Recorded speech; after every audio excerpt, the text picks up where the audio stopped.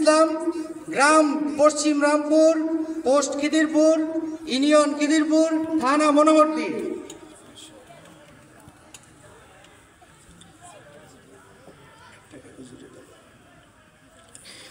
দ্বিতীয় হাফেজ মোহাম্মদ রামিম, পিতা মোহাম্মদ মোশাররফ হোসেন মুকুল, গ্রাম লেবুতলা, পোস্ট লেবুতলা, ইউনিয়ন লেবুতলা, থানা মনোহরদী, জেলা নরসিংদী।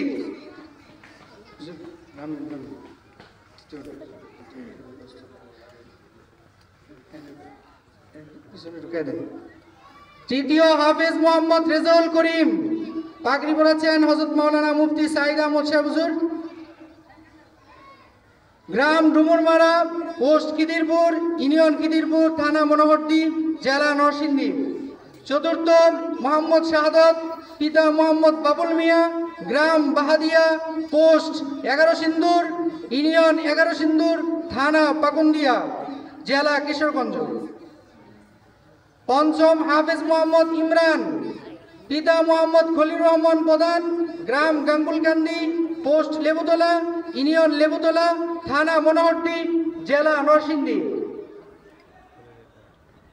আমাদের প্রবাসে থাকেন মোহাম্মদ শামীম, তিনি আমাদের 5 জন হাফেজ সাহেবকে 5টা পাঞ্জাবির কাপড় দিয়েছেন এবং আমাদের একজন ব্যবসায়ী